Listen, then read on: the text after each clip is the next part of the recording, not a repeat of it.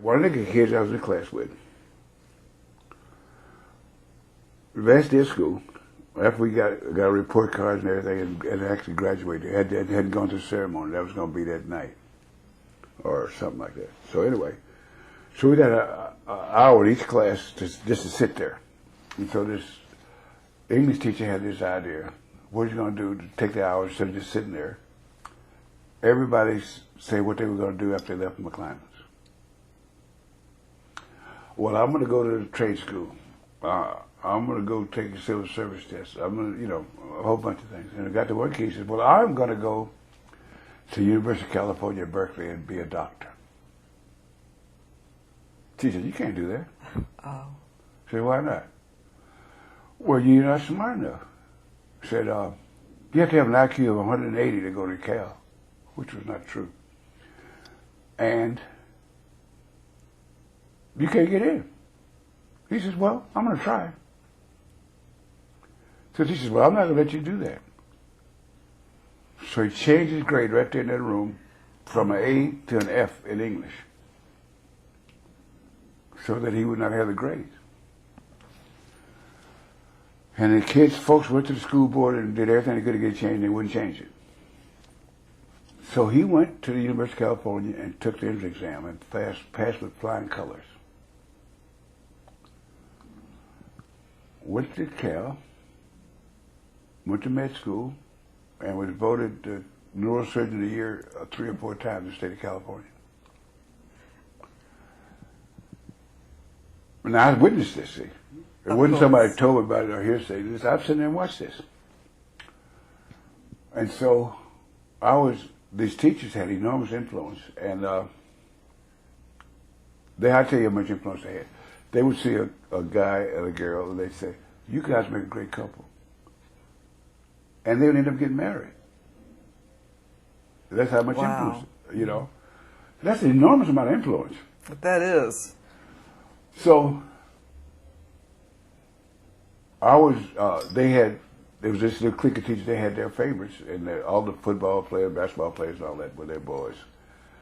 And they used to slip them money and all that kind of stuff. And based on my career, I was not one of the fair-haired boys, if you want to call it that. And so I leave school, and I was not missed. And honestly, I was not missed. Nobody even said, well, whatever happened to? That didn't even come up. So, and that's January. September, I started school at the University of San Francisco.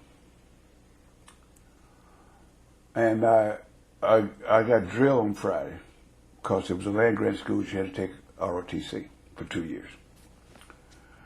So I have this ill-fitting ROTC uniform on. And one of the guys was going across the bay, had a car. He said, you want to ride? Yeah. He said, well, I'm leaving now. So I just jumped in the car. and I go, I haven't dropped me by the high school.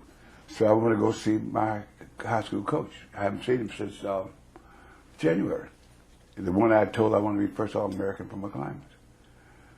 So I'm walking down the hall, and one of these teachers from the clique, they see me, and she says, where are you stationed? I said, I'm not stationed anywhere. This is ROTC. ROTC? What are you doing in ROTC uniform? Well, I go to a university and I have ROTC. How'd you get into the university? I took this exam. And she turned around and walked away. So I go by to see my coach, and then my first wife, her uncle was a teacher in the faculty. And he said that Monday in the teacher's lounge, big buzz about the fact that I was in a university. Wow. And they took a pool to bet how long it'd be before I flunked out. Oh my goodness. And so, all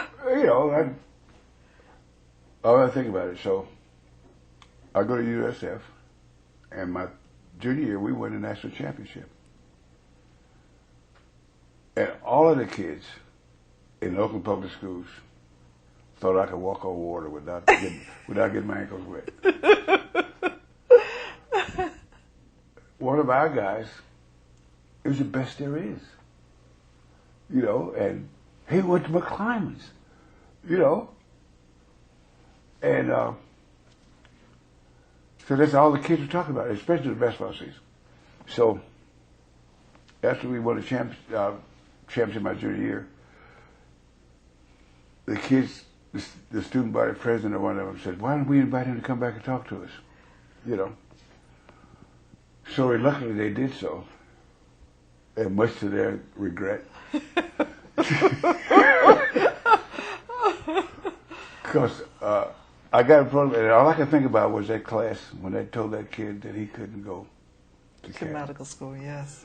So I said, you know, kids, I'm here. And when I was here, they told me I wasn't capable of going to a first-rate college. And I was in a really small graduating class. There's only 45 of us. And I'm going to tell you something.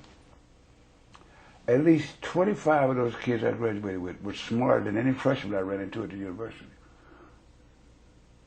So if they tell you that you can't go to college, a first-rate college, do not believe them. I said, basically, they don't like you. But I'm here to tell you that almost every one of you can go and have a college career. Good for you. Because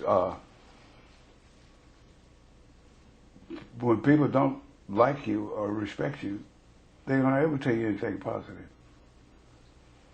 I said, I'm going to tell you something. You kids are as smart as any kids I've met anywhere on the planet, you know. And so I want to tell you, all of you, almost all of you can go to college if you want to.